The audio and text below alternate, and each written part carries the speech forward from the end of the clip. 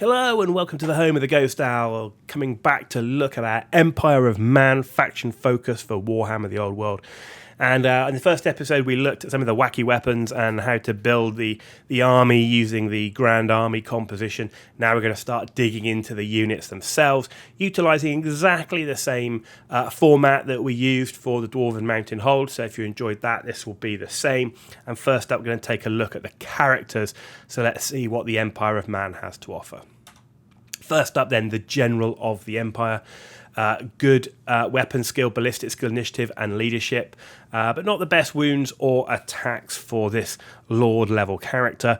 Regular infantry and 25 by 25 base. He comes with a hand weapon and light armor as standard, but that does only give you a 6+ save. But options wise, he has an absolute ton of options. Additional hand weapon, great weapon, halberd, lance, handgun, longbow, pistol, brace of pistols. So much to choose from. He also has the option of shield, heavy armor, or full plate armor. He may be mounted on a barded warhorse, Empire warhorse, Pegasus, demigriff, griffin, or imperial griffin, and he can take 100 points of magic items. So a vast amount of flexibility there, which is incredibly nice for any character to fit him in the army list and use him in the way that you want to use him. In terms of special rules, though, quite light, and we see this throughout the Empire book compared to what we saw in the Dwarven Mountain Hold. So a lot of the units had quite a few special rules.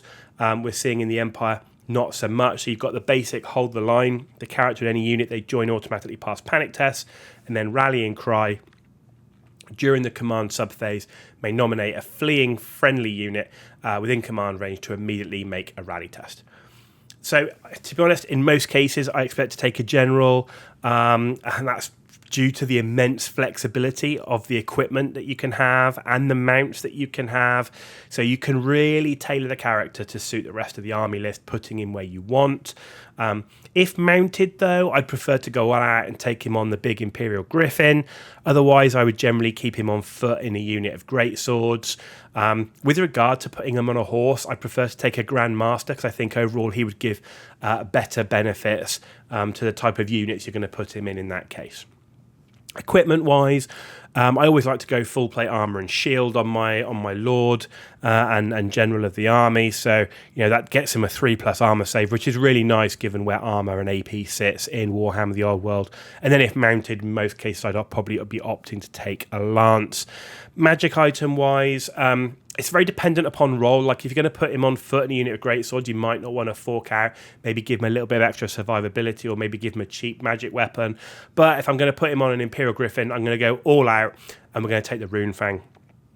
So Rune Fang, it's got range combat, it's the strength of user, but it's AP -2, magical attacks, and the all-important strikes first. So you're going to put him on that big monster. He's got tons of mobility. You're going to move him around the battlefield, but when he does charge, he's going to be striking first.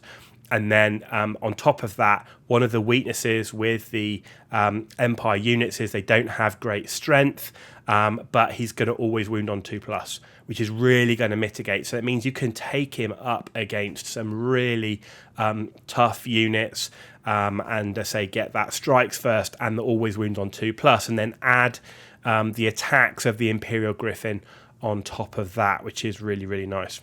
Now, it is the most expensive magic item for all the Empire options, and it does take all his available points for magic items, so you're not going to be able to boost his attacks up anymore.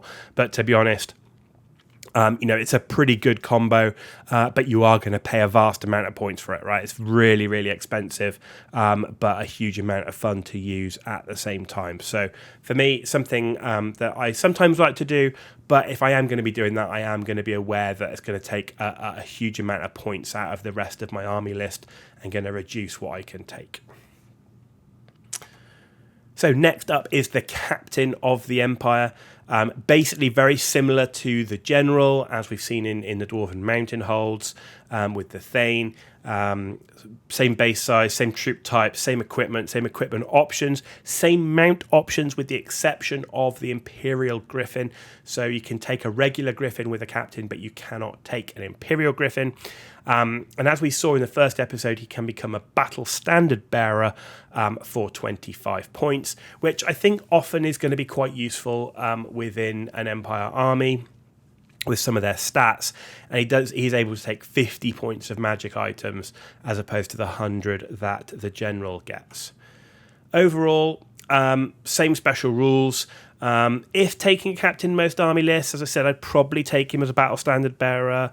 Though, like the general, there's a huge number of options to tailor the character to suit the list, so maybe you need some extra punch somewhere. I would keep him on foot in a unit of greatswords in a lot of cases.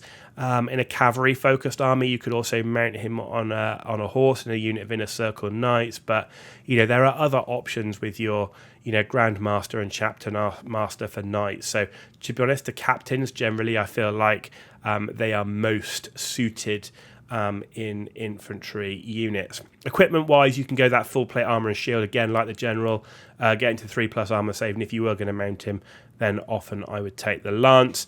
Magic items, again, dependent upon role, but if he was the battle standard bearer, then you have the Imperial banner, and there are lots of generic magic items in the main core rule, but we've looked at those in previous video series when we look at the main rulebook, so I'm trying to focus on what's specific to the Empire. So you've got the Imperial banner there, which is all friendly units in command range of the banner roll 3d6 when making fear, terror and panic tests and discard the highest result.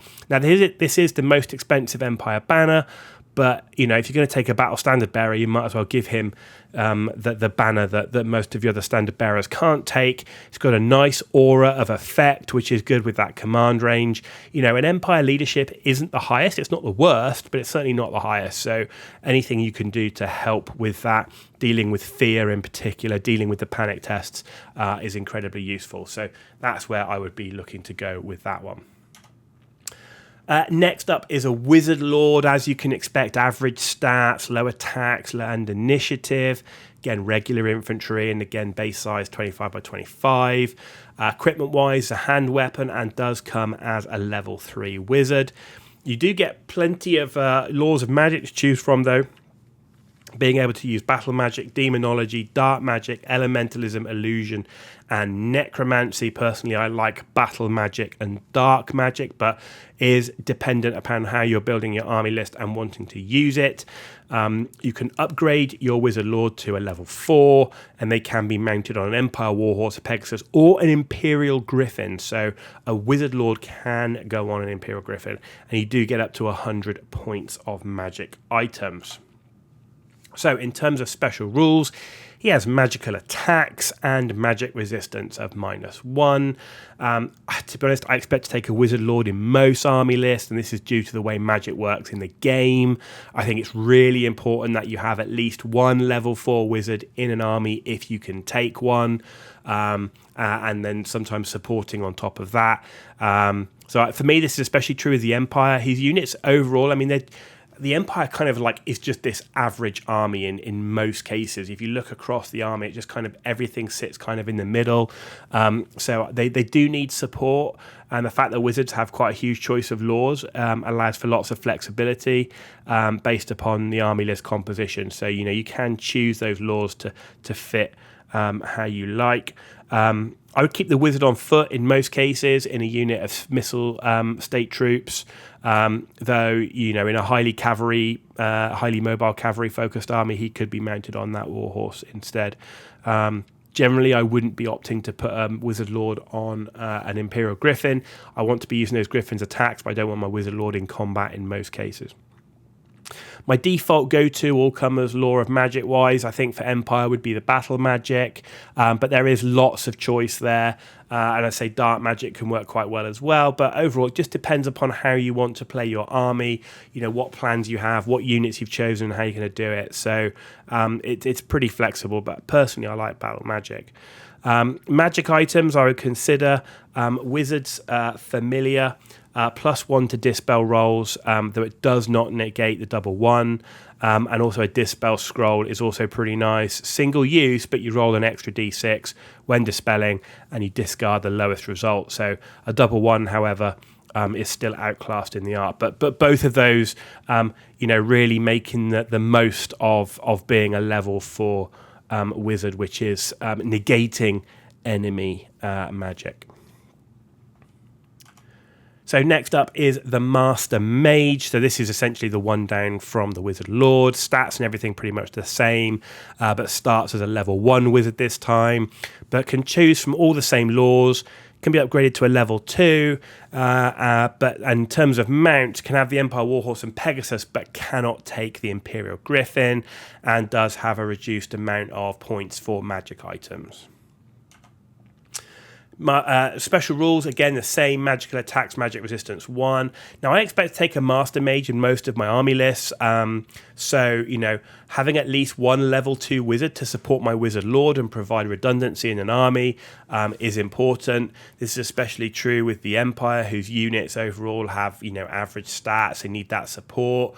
But the wizards, they have a huge choice of laws. So, to be honest, I think wizards are an absolute must-have pick for Empire armies overall. Again, like the Wizard Lord, keeping him on foot in missile state troops is, I think, a pretty decent option. Again, you can put him on a horse if you were going on a very cavalry-focused army. And again, as with the Wizard Lord, default magic-wise is I like battle magic, but you need to choose the law dependent upon how your army list is working. So with that, I definitely recommend make your army list, put your wizard in there, look at how you're going to play that army, and then decide what law you want to give your lord, so that you can try and tie that in as much as possible with where you want your damage, your buffs, your hexes, and so on. And again, similar to the Wizard Lord, I do like the Wizard's Familiar, the +1 the Dispel rolls is quite nice. But as opposed to taking a Dispel scroll on the level 2, I'd like to take a Power scroll because you're only a level 2. So anything you can do to boost the casting is quite useful. So roll the extra d6 when casting and discard the lowest result. But you do have that slight increased chance of the double 1 for the miscast. But if you can get that extra chance to get a spell off from a level 2, that can sometimes be incredibly useful. And there you go, ladies and gentlemen. That brings us to the end of the part 1, looking at the Empire characters. There's more to come. So keep an eye out for that. If you enjoyed this video, though, give it a thumbs up. If you didn't, give it a thumbs down. But let me know why in the comments down below if you didn't like it.